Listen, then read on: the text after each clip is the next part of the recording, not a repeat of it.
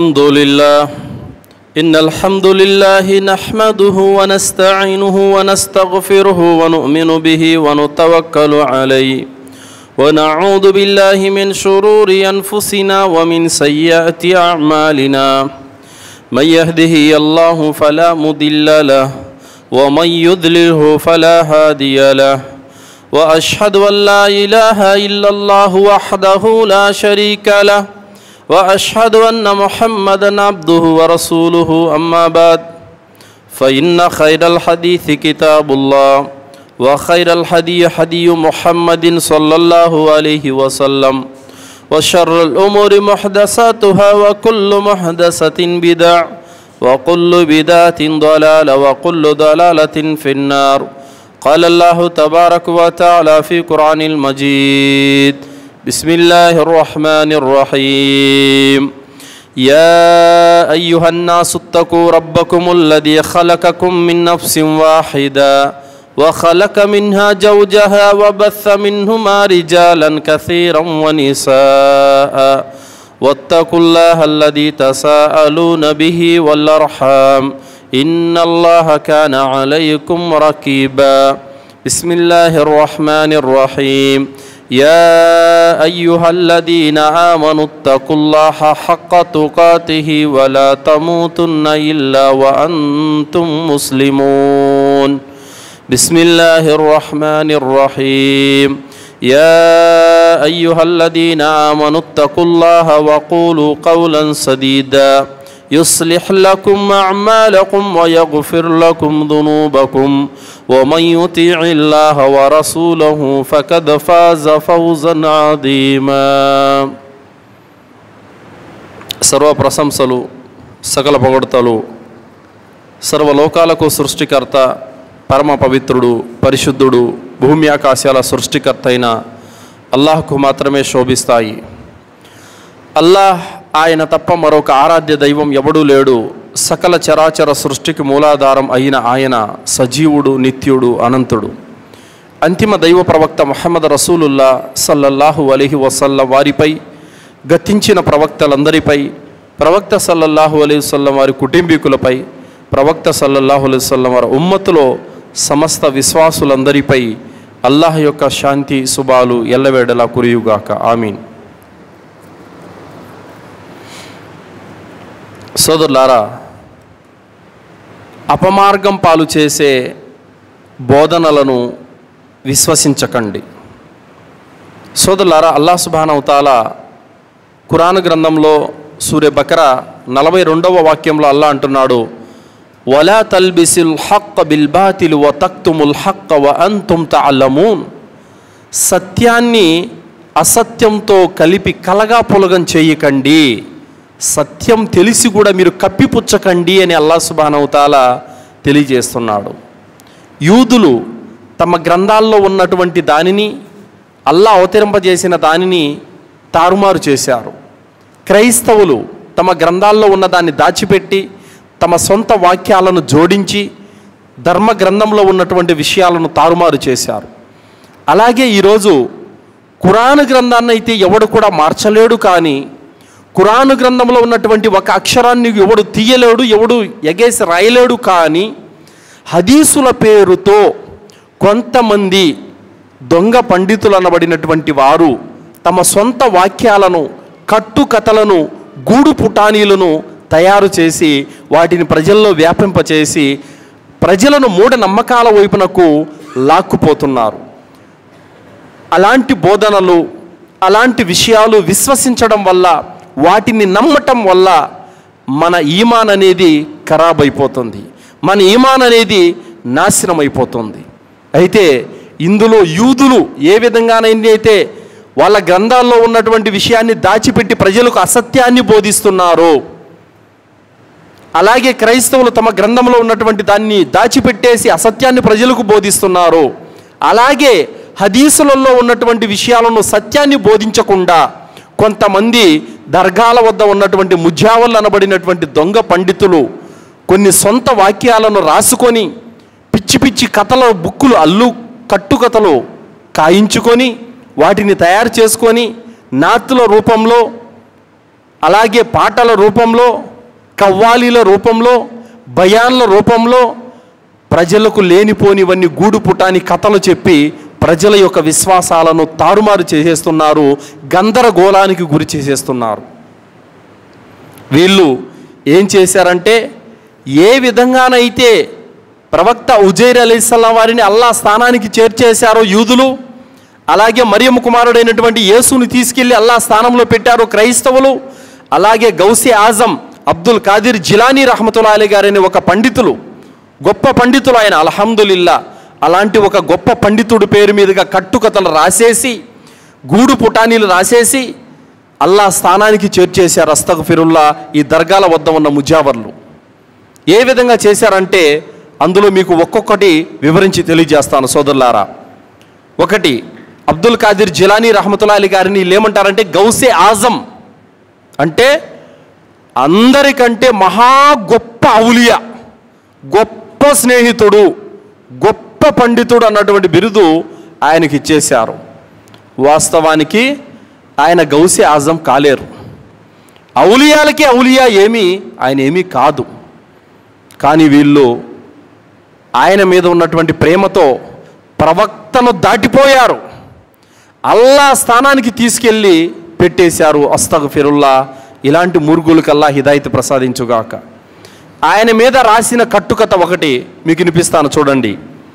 అబ్దుల్ ఖాదిర్ జిలానీ రహమతుల్లాహి అలైహి గారంట, ఆయన పుట్టాడు చిన్నతనంలో 3 సంవత్సరాల వయసు ఉన్నప్పుడు ఆయన్ని వాళ్ళమ్మ హజరత్ దగ్గరికి తీసుకెళ్ళింది ఖురాన్ నేర్పించాలని. తీసుకెళితే నూరాని కాయిదాలు ఏ విధంగా అయితే అలీఫ్ బాలు ఉంటాయో అలా గురువు గారు అలీఫ్ బాలు నేర్పిస్తున్నారు. అబ్దుల్ ఖాదిర్ జిలానీ రహమతుల్లాహి అలైహి గారు చిన్నప్పుడు అలీఫ్ బాలు నేర్చుకుంటూ ఉన్నారు.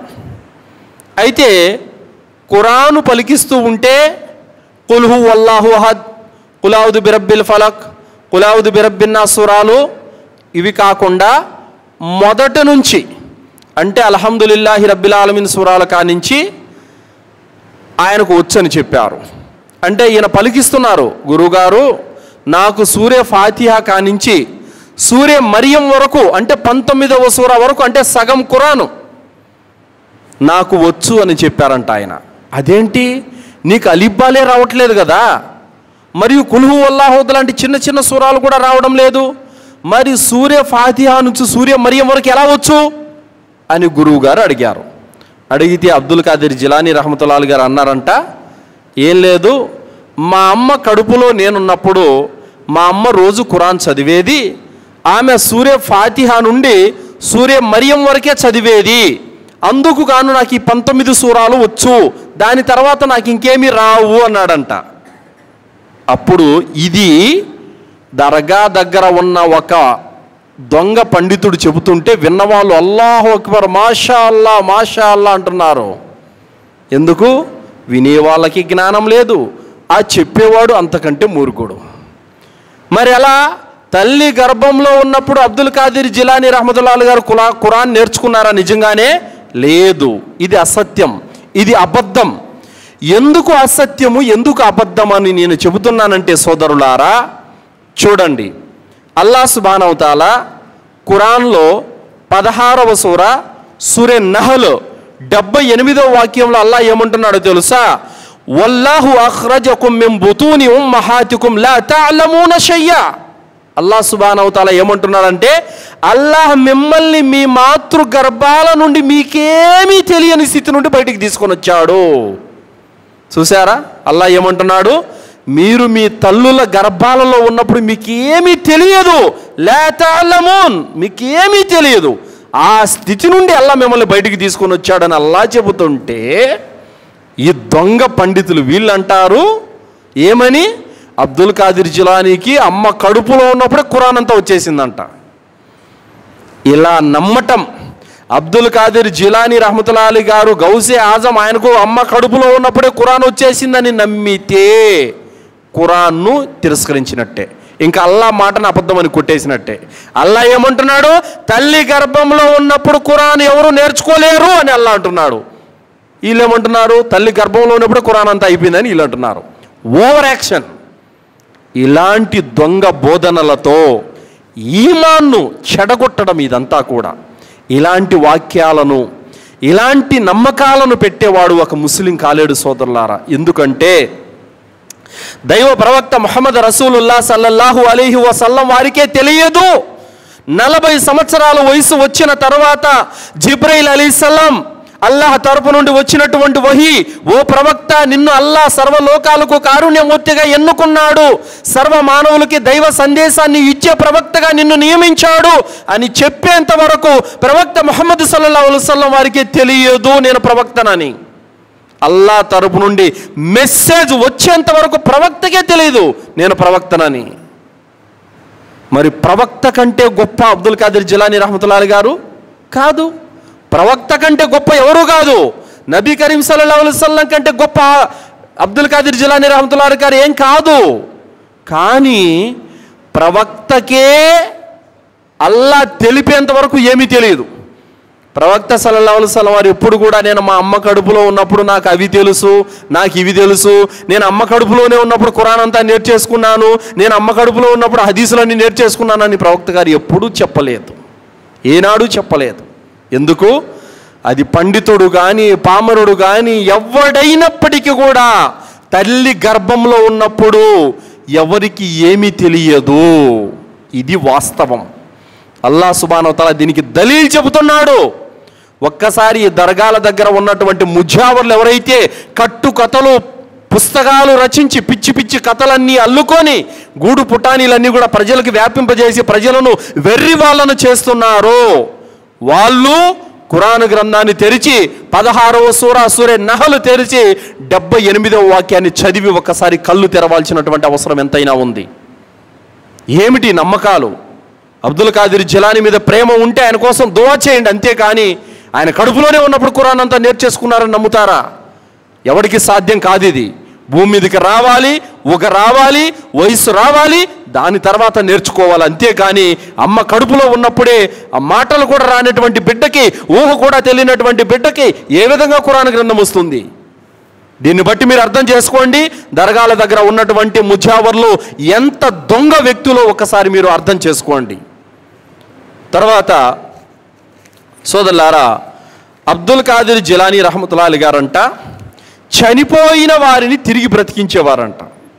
ఇదంతా కట్టుకథ. ఒకసారి చూడండి, అబ్దుల్ ఖాదిర్ జిలానీ రహమతుల్లాహి గారు చనిపోయే వారిని బ్రతికించేటటువంటి శక్తులు ఆయన వద్ద ఉండేవంట.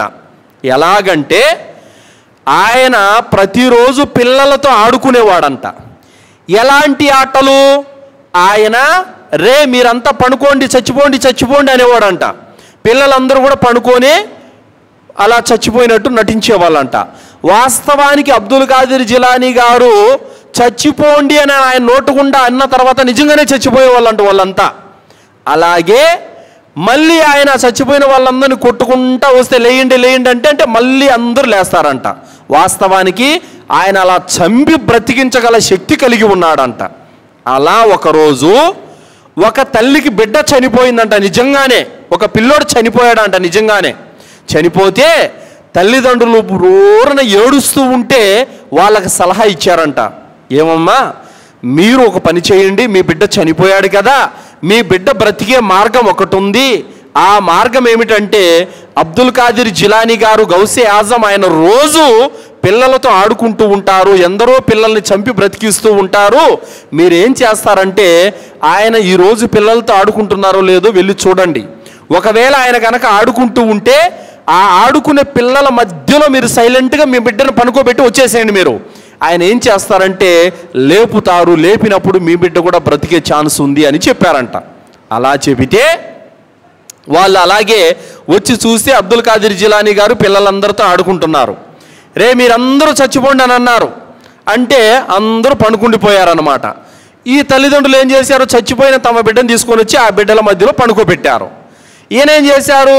దాగుడు మూతల ఆటలాగా ఆడుతూ వాళ్ళు తీసుకొని వచ్చి పడుకోబెట్టిన విషయం అబ్దుల్ ఖాదిర్ జిలానీ గారికి తెలియదు. తర్వాత అబ్దుల్ ఖాదిర్ జిలానీ ఏం చేశారు? అలా పనుకొని ఉన్నటువంటి వాళ్ళందరినీ వాళ్ళకి వీపు మీద కొడుతూ లేయండి అంటూ కొట్టుకుంటూ వస్తున్నాడు. అందరూ లేచారు, ఆ చనిపోయిన పిల్లోడు లేలేదు. నీకు ప్రత్యేకంగా చెప్పాలా, లేయని రెండోసారి కొట్టారు. అప్పుడు నిజంగానే లేచి ప్రాణం వచ్చేసింది, నిజంగానే బ్రతికిపోయాడు ఆ పిల్లోడు. ఈ మాట దర్గా దగ్గర ఉన్న ముజావరు చెబుతుంటే వినోళ్ళంతా మాషా అల్లా, అల్లాహు అక్బర్ అని అంటున్నారు వెర్రి మొఖాలు వేసుకొని. చెప్పండి, పుట్టించేవాడెవడు, మరణాన్నిచ్చేవాడెవరు, చావు పుట్టుకులు తీసుకెళ్ళి ఎవడి చేతులు పెడుతున్నారు వీళ్ళు? అస్తగ్ఫిరుల్లా. ఎంతటి దరిద్రమైన దారుణమైనటువంటి విశ్వాసాలు వీళ్ళవంటే ప్రజలు ఇవి నమ్మిన వారు, ఇవి విశ్వసించిన వారు ఇట్టే మార్గభ్రష్టులైపోతారు. నిజంగా ఇస్లాం ధర్మం నుండి దూరం అయిపోతారు, ఈమాన్ నుండి పక్కకి వెళ్ళిపోతారు, కాఫిర్లు అయిపోతారు ఇలాంటి నమ్మితే.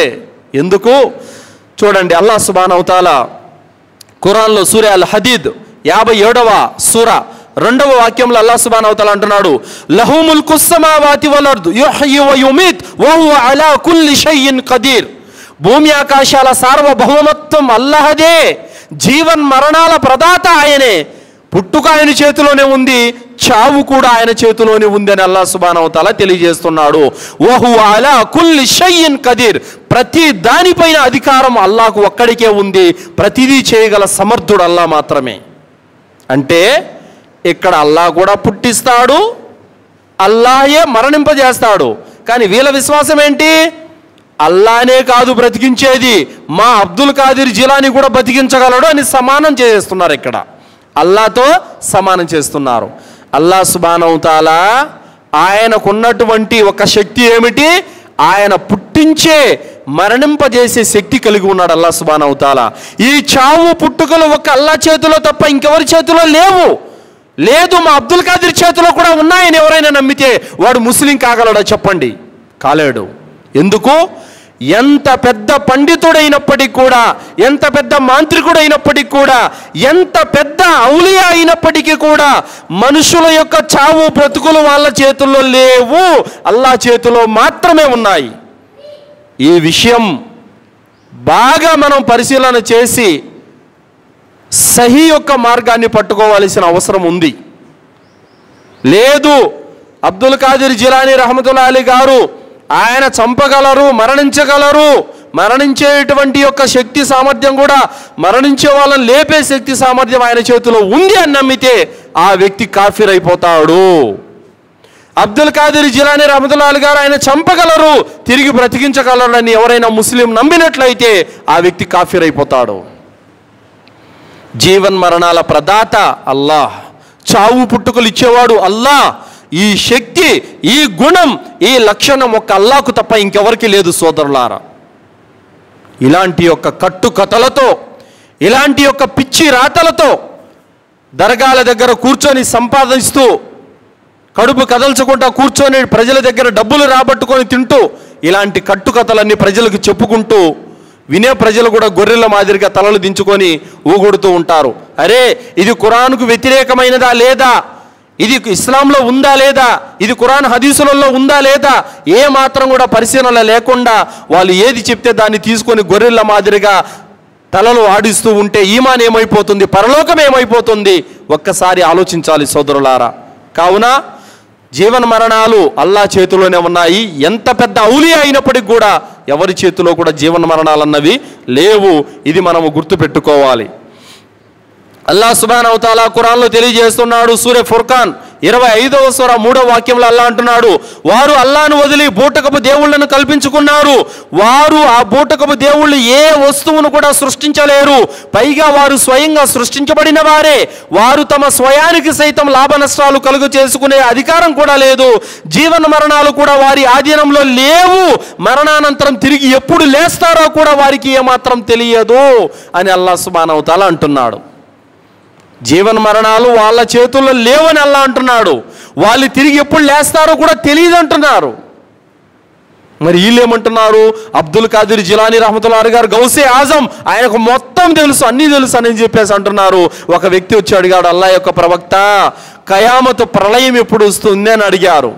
ప్రవక్త ముహమ్మద్ సల్లల్లాహు అలైహి వసల్లం వారు అన్నారు, ప్రవక్త, ఓ అల్లా, ప్రళయం ఎప్పుడు వస్తుందని ప్రజలు అడుగుతున్నారు అల్లా అని చెప్పి అన్నాడు. దాంతో నీకేం పని అన్నాడు అల్లాహ్ సుబ్హానహు వ తఆలా. ఒకటే మాట, ప్రవక్త, దాంతో నీకేం పని, ఎప్పుడు వస్తే నీకెందుకయ్యా అన్నాడు అల్లాహ్ సుబ్హానహు వ తఆలా.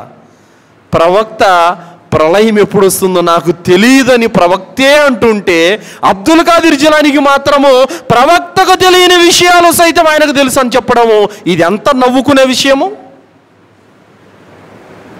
కావున సోదరులారా, ఇలాంటి బూటకపు బోధనల నుండి మనం దూరంగా ఉండాలి. తర్వాత అబ్దుల్ ఖాదిర్ జిలానీ రహ్మతుల్లాహి గారి యొక్క అరచేతిలో ఆయన సమస్త సృష్టి మొత్తం చూడగలరంట. ఇదెంత నవ్వులాట విషయమో చూడండి.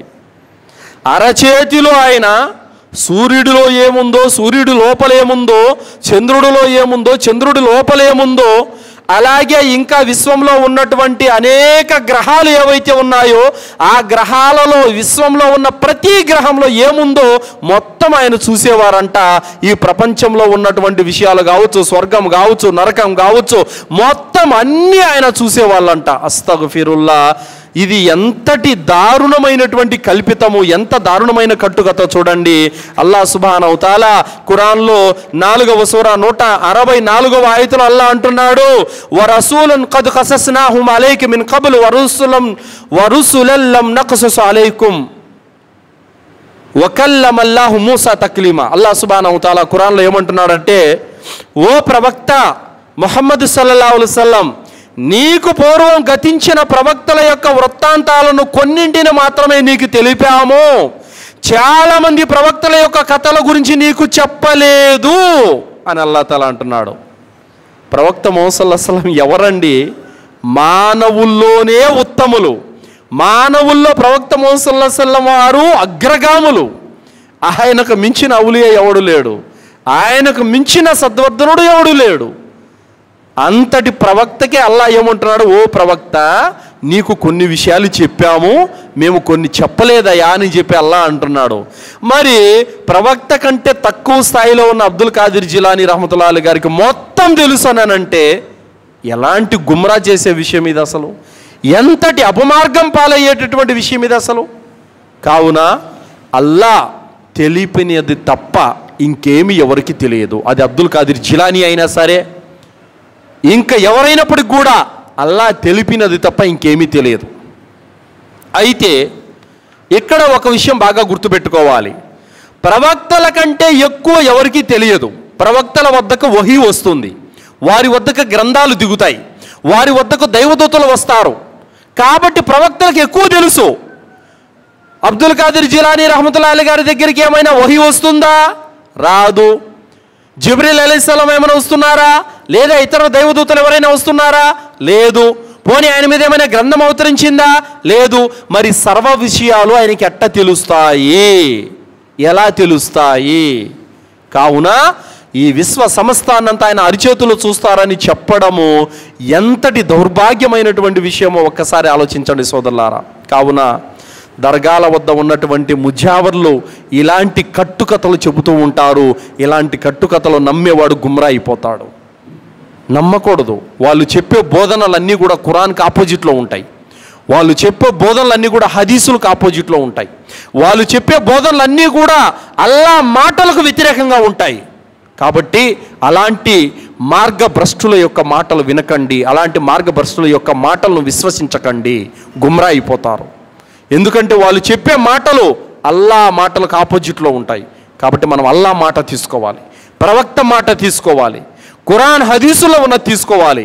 అంతేగాని అరాకొరా జ్ఞానంతో సరిగా ఖురాన్ చదవకుండా పిచ్చి పిచ్చి కథలన్నీ రాసుకొని వాటిని దర్గాల్లో ప్రసంగాలు చేస్తూ నాతులు పాడుతూ కవ్వాలీలు పాడుతూ వాటిల్లో ఇష్టం వచ్చినట్టుగా అతిగా పొగడము, అల్లాహ్ స్థానానికి చేర్చేయడము, ప్రవక్త యొక్క ప్రేమ కంటే ఎక్కువ ఔలియాలను తీసుకెళ్ళి పెట్టడము, ఇది దౌర్భాగ్యమైనటువంటి విషయం. ఇలాంటి వాటి నుండి మనల్ని మనం రక్షించుకోవాలి. కావున సోదరులారా, సత్యం ఏంటో మనం గ్రహించాలి.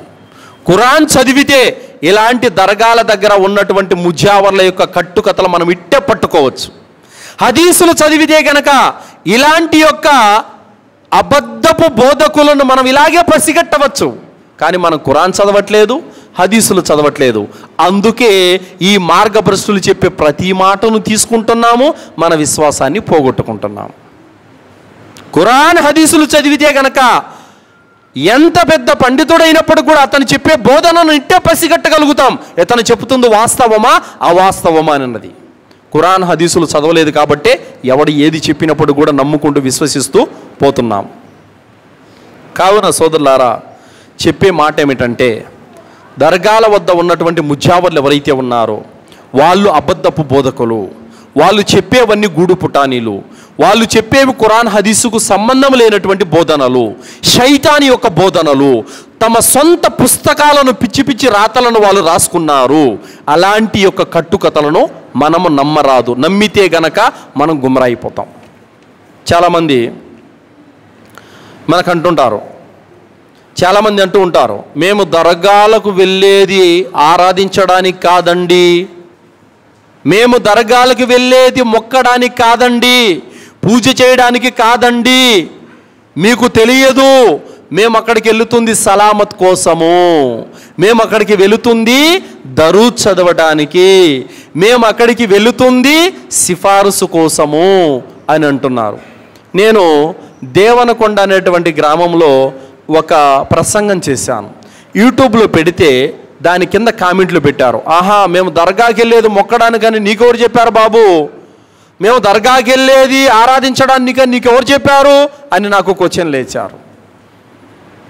సరే, నేను అడుగుతున్నాను, దర్గాకు వెళ్ళేది మీరు మొక్కడానికి కాకపోతే, ఆరాధించడానికి కాకపోతే, పూజలు చేయడానికి కాకపోతే అక్కడికి వెళ్ళి సమాధుల చుట్టూ ఎందుకు తిరుగుతున్నారు? అక్కడికి వెళ్ళి సజ్దాలు ఎందుకు చేస్తున్నారు? అక్కడికి వెళ్ళి దువాలు ఎందుకు చేస్తున్నారు? అక్కడ మొక్కుబడులు ఎందుకు చేసుకుంటున్నారు? అక్కడికి వెళ్ళి కడ్డీలు సాంబ్రాణీలు ఎందుకు వెలిగిస్తున్నారు? అక్కడ కూర్చొని ముజావర్ల కాళ్ళు పట్టుకొని ఎందుకు దండం పెడుతున్నారు? వాళ్ళ చేతులకు ముద్దులు ఎందుకు పెడుతున్నారు? వాళ్ళకు ముడుపులు ఎందుకు చెల్లిస్తున్నారు? అక్కడికి వెళ్ళి సిఫార్సు ఎందుకు కోరుతున్నారు? అక్కడికి వెళ్ళి జంతు బలులు ఎందుకు ఇస్తున్నారు? అక్కడ భోజనాలు ఎందుకు పెట్టిస్తున్నారు? నేను అడిగేటటువంటి క్వశ్చన్. అంటే దర్గాలకు మేము వెళ్ళేది ఆరాధించడానికి కాదు, మాకు కూడా తెలుసు అల్లాను మొక్కాలని, అల్లాను ఆరాధించాలని, దర్గాలను మొక్కకూడదని మాకు తెలుసు అని అంటున్నారు కదా. మరి అది తెలిసినప్పుడు అక్కడికి వెళ్ళి సజ్దా ఎందుకు చేస్తున్నారు? అల్లాహ్ సుబ్హానహు వ తఆలా ఏమన్నాడు? ఖుల్ ఇన్నస్సలా వ నుస్కి వ మహయాయ వ మమాతి లిల్లాహి రబ్బిల్ ఆలమీన్. చెప్పండి, మా జీవితం, మా మరణం, మా నమాజు, మా కుర్బానీ అన్నీ ఒక్కడైనటువంటి అల్లాహ్ కొరకు మాత్రమే చేయాలని అల్లాహ్ సుబ్హానహు వ తఆలా సూరే అల్ అనామ్ 102వ వాక్యంలో అల్లాహ్ అంటుంటే, మీ రుకు, మీ సజ్దా, మీ కుర్బానీ మొత్తం మీ ఏ సత్కార్యం చేసినా కూడా అది నా ఒక్కడికే చేయాలని అల్లాహ్ అంటుంటే, మరి దర్గా దగ్గరికి వెళ్ళి సజ్దా ఎందుకు చేస్తున్నారు? అక్కడ దువా ఎందుకు అడుగుతున్నారు? అక్కడ అన్నదానాలు ఎందుకు చేస్తున్నారు? అక్కడ కుర్బానీ ఎందుకు ఇస్తున్నారు? ఇది ఆరాధన కాదా? కుర్బానీ చేయడం ఆరాధన కాదా? ఆరాధనే. సజ్దా చేయడం ఆరాధన కాదా? ఆరాధనే. దువా చేయడం ఆరాధన కాదా? ఆరాధనే. అది షిర్క్. మీరు అల్లాహ్తో పాటు మరొక దేవుడు ఉన్నాడన్నటువంటి విషయాన్ని మీరు అల్లాహ్తో షిర్క్ చేస్తున్నారు, అల్లాహ్తో సాటి కల్పిస్తున్నారు. అక్కడికి వెళ్ళి నానా దరిద్రాలన్నీ చేసి మేమేమి చేయడం లేదు, అక్కడికి వెళ్ళేది సలామత్ కోసమనని ఎవరికి చెబుతారు ఈ కథలు? అల్లాహకు తెలియదా మీరు ఎందుకు వెళ్తున్నారో? అల్లాహకు తెలియదా మీరు ఎవరిని అడుగుతున్నారో? అల్లాహకు తెలియదా మీరు అక్కడికి వెళ్ళి ఏం చేస్తున్నారో? అల్లాహకు తెలుసు. కావున సోదరులారా, చాలామంది అంటారు మేము దర్గాలకి వెళ్ళేది ఆరాధించడానికి కాదు అని. నేనంటున్నాను ఆరాధించడానికే, ఇంకా దేనికి కాదు. అక్కడ ఉంటారు వ్యాపారస్తులు, వాళ్ళు పండితులు కాదు, వ్యాపారస్తులు, ఎర్ర టోపీలు పెట్టుకొని, ఎర్ర కండువాలు వేసుకొని, చేతిలో జపమాలలో పట్టుకొని, వాళ్ళ చూస్తే వాళ్ళ హృదయాల్లో రవ్వంత జ్ఞానం కూడా ఉండదు, అసలు ఏమీ ఉండదు. ఖురాను ఉండదు వాళ్ళ హృదయాల్లో, దువ్వాలు కూడా వాళ్ళకి రావు కనీసం అసలు. అలాంటి దరిద్రులు కూర్చొని ఉంటారు. వాళ్ళ చేతులకు ముద్దులు పెట్టడము, వాళ్ళ కాళ్ళకు దండాలు పెట్టడము, వాళ్ళ నుదుటికి ముద్దు పెట్టడము, వాడేదో ఇచ్చేస్తే తీసుకోవడము, ఆ దర్గాల మీద కప్పబడినటువంటి ఆ దుప్పట్లు తీసుకొని అవి కట్ చేసుకొని ముక్కలు తీసుకెళ్ళి ఇంట్లో పెట్టుకొని బర్కత్ వస్తుందని ఆశించడము, అన్ని రోత పనులు, అన్ని మార్గభ్రష్టత్వ పనులు. ఇవన్నీ కూడా ఖురాన్ హదీస్కి ఏమైనా సంబంధం ఉందా వీటి కనీసం? అసలు ఇదే ఇస్లాం ధర్మం. ఇస్లాం ధర్మం ఏం చెబుతుంది, వీళ్ళేం చేస్తున్నారు? ఎలా ముస్లింలు అవుతారయ్యా మీరు? ఖురాన్లో ఉన్నది పట్టుకుంటే మీరు ముస్లింలు అవుతారు, హదీసులో ఉన్నది పట్టుకుంటే మీరు ముస్లింలు అవుతారే కానీ ఈ దర్గాల దగ్గర ఉన్నటువంటి వాళ్ళ మాటలు వింటున్నారంటే మీరు ముస్లింలు కాలేరు. మీకు రేపు జన్నత్ కూడా దొరకదు. ఎందుకంటే వీళ్ళు మార్గభ్రష్టులు. వీళ్ళ మాటలు మనం వినకూడదు, వీళ్ళ బోధనలు మనం విశ్వసించకూడదు. ఎందుకు నేను ఈ మాట చెప్తున్నానంటే, చూడండి, ప్రవక్త సల్లల్లాహు అలైహి వసల్లం వారు చెప్పారు. ముఖ్యంగా అందరూ బాగా ఈ విషయాన్ని గుర్తుపెట్టుకోండి. సహీ ముస్లిం 970వ హదీసు, జాబిర్ రదియల్లాహు అన్హు యొక్క ఉల్లేఖనం. ప్రవక్త ముహమ్మద్ రసూలుల్లాహ్ సల్లల్లాహు అలైహి వసల్లం వారు చెప్పారు, సమాధిని పటిష్టం చేయటాన్ని, దానిపై కూర్చోవటాన్ని, సమాధిని ఎత్తుగా నిర్మించడాన్ని ప్రవక్త సల్లల్లాహు అలైహి వసల్లం వారు నిషేధించారు. అంటే సమాధిని పటిష్టం చేయడం, సమాధి బాగా కట్టి దానికి చుట్టూ బాగా గోడ కట్టి కంచి వేసి దాని చుట్టూ మళ్ళీ 2 చెట్లు పెంచి టైల్స్ వేసి ఎలా చేస్తున్నారు ఈరోజు సమాధులను? అలా ప్రవక్త ముహమ్మద్ సల్లల్లాహు అలైహి వసల్లం తన జీవితంలో తన భార్యలు చనిపోతే చేయలేదు, తన కుటుంబీకులు చనిపోతే చేయలేదు, తన కుమారులు చనిపోతే చేయలేదు, తమ కూతుళ్ళు చనిపోతే కూడా ఎప్పుడు ప్రవక్త గారు అటు చేయలేదు. సమాధిని కట్టి దాని మీద టైల్స్ అతికిచ్చి దానికి మళ్ళీ సత్రం కట్టి దానికి చుట్టూ గోడ కట్టి కంచె వేసి ఇలా ఎప్పుడు చేయలేదు ముహమ్మద్ సల్లల్లాహు అలైహి వసల్లం వారు. సహాబాల సమాధులు జన్నతుల్ బకీ, మదీనాలో సహాబాల సమాధులు ఎలా ఉన్నాయో మీరు యూట్యూబ్లో కొట్టినా కూడా మీకు వస్తుంది. మట్టిలోనే ఉన్నాయి. జస్ట్ ఒక 2 జానలు ఎత్తుంటుంది సమాధి అంతే. అది కూడా మట్టిలోనే గుండ్రంగా ఉంటుంది అంతే. మీరేం చేస్తున్నారు? మనిషి ఎత్తు కట్టి సిమెంట్తో కట్టి దాని మీద పచ్చగుడ్డ ఎర్రగుడ్డ కప్పి దాని మీద దండలు దిగేసి టెంకాయలు కొట్టి సాంబ్రాని కడ్డీలు వేసి ఎంత మార్గభ్రష్టత్వం ఇది అసలు. అస్తగఫిరుల్లా. ఏ యొక్క ప్రవక్త అయితే ఈ లోకాన్ని పాప మార్గం నుండి రక్షించి పుణ్య మార్గాన్ని నడిపించడానికి వచ్చాడో, ఏ ప్రవక్త అయితే ఖురాన్ గ్రంథం అవతరించిందో ఆ ప్రవక్త సమాధిని నేలమట్టం చేయండి అని ఉంటుంటే అదే సమాధిని మొక్కుతున్నాడు ఒక ముస్లిం. ఎలా ముస్లిం అవుతాడు? ఎలా అవుతాడు ముస్లిం? నీ ప్రవక్త సమాధిని పడగొట్టని ఉంటే నువ్వు దాన్ని పట్టుకొని మొక్కుతున్నావు. నీ ప్రవక్త ముహమ్మద్ సల్లల్లాహు అలైహి వసల్లం వారు సమాధిని ఎత్తుగా నిర్మించడాన్ని నిషేధిస్తే నువ్వు అదే సమాధిని ఎత్తుగా నిర్మించి మళ్ళీ ఆరాధన చేస్తున్నావు. ఏ విధంగా నువ్వు ముస్లిం? ఎట్ట ముస్లిం? ప్రవక్త అడుగు జాడల్లో నడిచేవాడు ముస్లిం. ఆయన హలాల్ అన్నది పట్టుకొని హలాల్ అనేవాడే ముస్లిం. ఆయన హరాం అని చెప్పిన దానికి దూరంగా ఉండేవాడే ముస్లిం. ఆయన ఒకటి చెప్తే ఆయనకు వ్యతిరేకంగా నువ్వు ఒకటి చేస్తే నువ్వు ముస్లిమా? తర్వాత చూడండి, సహీ ముస్లిం 969వ హదీసు, అలీ రదియల్లాహు అన్హు యొక్క ఉల్లేఖనం. ప్రవక్త సల్లల్లాహు అలైహి వసల్లం వారు చెప్పారు, ప్రతి విగ్రహాన్ని పగలగొట్టండి, ఎత్తైన ప్రతి సమాధిని నేలమట్టం చేయండి అని ముహమ్మద్ సల్లల్లాహు అలైహి వసల్లం వారు అన్నారు. ఎప్పుడన్నారు ఈ మాట? అలీ రదియల్లాహు అన్హు వారు ఖైబర్కి వెళ్తున్నారు. ఖైబర్కి వెళ్తుంటే ప్రవక్త ముహమ్మద్ సల్లల్లాహు అలైహి వసల్లం అన్నారు, అలీ ప్రతి ఆరాధ్య విగ్రహాన్ని పగలగొట్టు, ఎత్తైన సమాధిని నీకెక్కడ కనిపించినా నేలమట్టం చేసి కూల్చేయనన్నారు ముహమ్మద్ సల్లల్లాహు అలైహి వసల్లం వారు. ఎందుకు?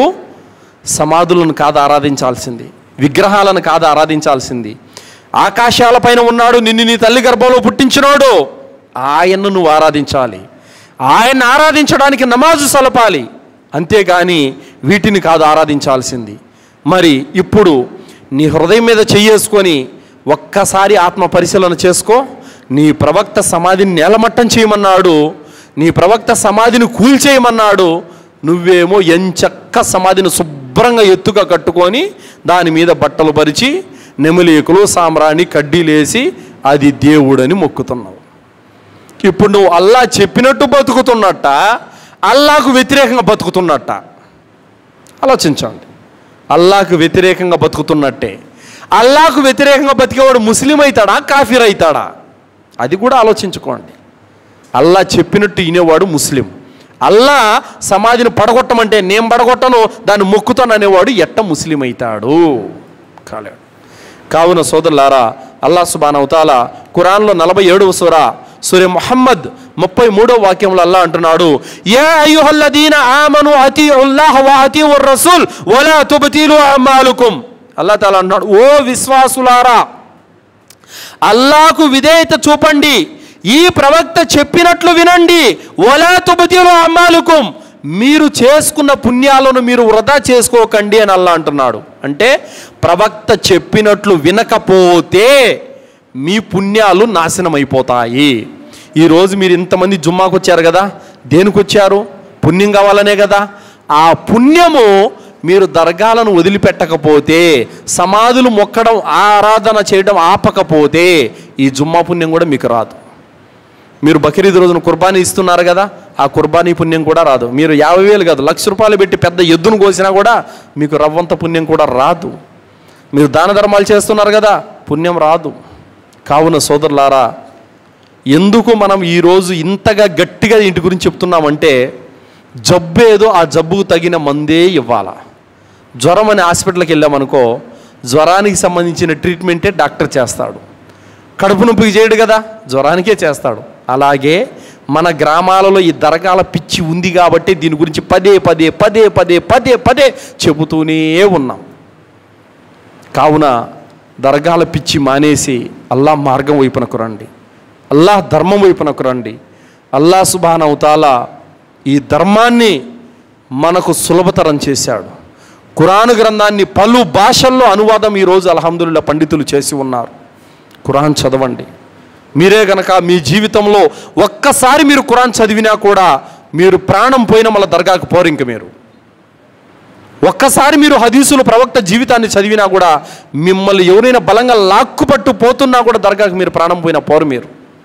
కావున సోదరులారు, ఈరోజు ఎందుకు వెళ్తున్నారంటే ఖురాన్ హదీసులకు దూరం అయిపోయి కొంతమంది దొంగ పండితులు చెప్పినటువంటి మాటలను నమ్మి గుడ్డిగా విశ్వాసాన్ని కోల్పోతున్నారు. కావున వీటి నుండి మనల్ని మనం రక్షించుకోకపోతే రేపు పరలోకంలో మనకు స్వర్గము లేదు. అల్లా జన్నత్ ఇవ్వడు. అల్లాహ్ సుబ్హానహు తఆలా 100 మందిని చంపినటువంటి పాపాత్మును కూడా అల్లా మన్నించి స్వర్గం ఇచ్చేశాడు. వ్యభిచారం చేసి వ్యభిచారం ద్వారా బిడ్డను కన్నటువంటి స్త్రీని కూడా మన్నించి అల్లా స్వర్గం ఇచ్చేశాడు. ఆయన దలుచుకుంటే ఈ భూమండలం మీద ఎన్ని పాపాలు చేసిన ఉన్నైనా మన్నించి స్వర్గానికి పంపిస్తాడు అల్లా. అంత కరుణ, అంత రహమత్ అల్లా దగ్గర ఉంది. కానీ ఆయనతో పాటు మరొక దేవుడు ఉన్నాడు అనే మాట చెప్పారో ఇది అల్లాహకు సుతరాము నచ్చదు. అల్లాహకు చేయవలసినటువంటి నమాజు మరో చోటుకు చేశారో ఇది అల్లాహకు నచ్చదు. అల్లాను అడగవలసిన విధంగా మీరు మరో చోటుకు వెళ్ళి దువాలు అడిగారో అల్లాహకు నచ్చదు. అల్లాహకు చేయవలసిన కుర్బానీ ఇంకో చోటుకు వెళ్ళి చేశారో ఇది అల్లాహకు నచ్చదు. అల్లా పేరుతో చేయవలసినటువంటి అన్నదానాలు, దాన ధర్మాలు మీరు మరొకరి పేరుతో చేశారో ఇది అల్లాహకు నచ్చదు. కావున ఇన్న షిర్కుల జుల్మున్ అజీం, షిర్కు బహుదైవ ఆరాధన అనేది అతి ఘోరమైనటువంటి పాపము. దాన్ని మించిన ఘోరమైన పాపం ఇంకేది లేదు. అల్లాహ్ తఆలా ఖురాన్లో అన్నాడు, ఇన్నహు మన్ యుష్రిక్ బిల్లాహి ఫఖద్ హర్రమల్లాహు అలైహిల్ జన్న వమావాహుమున్ నార్ వమా లిజ్జాలిమీన మిన్ అన్సార్. ఎవరైతే అల్లాహ్తో సాటి కల్పిస్తారో, షిర్కు చేస్తారో అలాంటి వారి కోసము జన్నతును హరాం చేశాము. షిర్కు చేసిన వారికి స్వర్గము లేదు. వమావాహుమున్నార్, వాళ్ళు నరకంలోకి వెళ్ళిపోతారు. వమాలిజ్జాలిమీన మిన్ అన్సార్, అలాంటి దుర్మార్గులను కాపాడేవాడు ఎవ్వడు లేడని అల్లాహ్ సుబ్హానహు తఆలా అంటున్నారు. చెప్పులు లేకుండా బయటున్న తార్ రోడ్డు మీద 10 నిమిషాలు నిలబడండి చాలు. చెప్పులు లేకుండా తార్ రోడ్డు మీద 10 నిమిషాలు నిలబడండి చాలు. నిలబడలేరు, మీ వల్ల కాదు. కానీ అల్లాహ్ ఏమంటున్నాడు, ఎవరైతే షిర్కు చేశారో వారిని అల్లాహ్ తఆలా నరకంలో వేస్తాడు. ఎలాంటి నరకం అది? ఈ లోకపు అగ్ని కంటే 69 రెట్లు ఎక్కువ శగ బాధాకరమైనటువంటి శిక్ష అది. అలాంటి నరకంలో వేస్తానంటున్నాడు అల్లాహ్ తఆలా. కానీ అల్లాహ్ ఏమంటున్నాడు తెలుసా, ఈ ఒక్క పాపానికి మీరు దూరంగా ఉండండి, నేను మిమ్మల్ని క్షమిస్తానని అల్లాహ్ అంటున్నాడు. ఈ ఒక్క పాపం. ఏ పాపము? అల్లాహ్తో సాటి కల్పించేటటువంటి షిర్కుకు సంబంధించినటువంటి ఆరాధనలు. కావున సోదరులారా, ఇలాంటి యొక్క ఆరాధనల పిచ్చిలో పడి దర్గాల యొక్క ప్రేమ, సమాధుల యొక్క ప్రేమ మిమ్మల్ని అడిగి తీసుకెళ్తుందో మీకు తెలుసా? నరకానికి తీసుకెళ్తుంది. రేపు ఖయామత్ రోజున అల్లాహ్ యొక్క శిక్ష నుండి, పట్టు నుండి మిమ్మల్ని కాపాడేవాడు ఎవ్వడూ లేడు. అల్లాహ్ తఆలా ఖచ్చితంగా మిమ్మల్ని ప్రశ్నిస్తాడు. ఏమి మీ గ్రామానికి ఇది తప్పు, ఇది చేయొద్దని చెప్పేవాళ్ళు రాలేదా అంటాడు అల్లాహ్ సుబ్హానహు తఆలా. కాలు బలా ఖద్ జాఅనా నదీరున్ ఫకజ్జబనా వకుల్నా మా నజ్జలల్లాహు మిన్ షై. అల్లాహ్ తఆలా ఖురాన్లో సూరే ముల్క్లో అంటున్నాడు, అల్లాహ్ మా వద్దకు సత్యం చెప్పేవాళ్ళు వచ్చారు, ఇది తప్పు, ఇది పాపము అని చెప్పేవాళ్ళు వచ్చారు, ఇది హరాము, ఇది షిర్కు, ఇది బిదాత్ అని చెప్పేవాళ్ళు వచ్చారు. మేమే నమ్మలేదల్లా వాళ్ళ మాటను, కొట్టిపడేసామల్లా. ఈరోజు వాళ్ళు చెప్పిన మాటే సత్యమైపోయింది, ఈరోజు మమ్మల్ని నరకం నుండి కాపాడేవాడు ఎవడని ఏడ్చుకుంటారు సోదరులారా. కావున సత్యం ఏంటి అసత్యం ఏంటి మన కంటి ముందరకు వచ్చినప్పుడు సత్యాన్ని పట్టుకోవడానికి మనం ముందుకు నడవాలి, అసత్యాన్ని విడిచిపెట్టడానికి మనం సిద్ధంగా ఉండాలి. కావున అసత్యం ఏదో మీకు స్పష్టంగా అర్థమైపోయింది, అసత్యాన్ని వదిలిపెట్టేయండి. సత్యం ఏదో మీకు స్పష్టంగా అర్థమైంది, సత్యాన్ని మీరు పట్టుకోండి. అల్లా తాలా మీ తప్పులు మీ పాపాలు ఎన్ని ఉన్నా మీకు స్వర్గాన్ని ఇస్తాడు ఇన్షా అల్లా. అల్లాతో దువా చేస్తూ ముగిస్తున్నాను. విన్నటువంటి విషయాలపైన సదాచరణ చేసే సద్బుద్ధిని అల్లా ప్రసాదించుగాక. అల్లా మనందరికీ బ్రతికినన్నాళ్ళు కేవలం అల్లాహ్ను మాత్రమే ఆరాధించే సద్బుద్ధిని సన్మార్గాన్ని అల్లా మనందరికీ ప్రసాదించుగాక. అల్లాహకు మరియు ఆయన ప్రవక్తకు పరిపూర్ణమైన విధేయత చూపే భాగ్యాన్ని అల్లా మనందరికీ ప్రసాదించుగాక. అల్లా సుబ్హానహు వ తఆలా మనకి ఖురాన్ హదీసు వెలుగులో జీవితాన్ని గడిపే భాగ్యాన్ని ప్రసాదించుగాక. అల్లా సుబ్హానహు వ తఆలా మనల్ని షిర్కు నుండి, కుఫర్ నుండి, బిదాత్ నుండి, శైతాన్ యొక్క కీడుల నుండి, మహమ్మారి యొక్క రోగాల నుండి అల్లా మనల్ని రక్షించుగాక. అల్లా మనల్ని కబర్ శిక్ష నుండి రక్షించుగాక. అల్లా మనల్ని జహన్నం నుండి రక్షించుగాక. అల్లా మనకి జన్నతులో ఉన్నతమైన దర్జాలను ప్రసాదించుగాక. ఆమీన్. వాఖిరు దావానా అల్హమ్దులిల్లాహి రబ్బిల్ ఆలమీన్. బారకల్లాహు లనా వలకుం ఫిల్ ఖురానిల్ అదీమ్ వస్తగ్ఫిరుల్లాహి వలిసైరిల్ ముస్లిమీన్ ఇన్నహు తఆలా జవాదుల్ కరీం.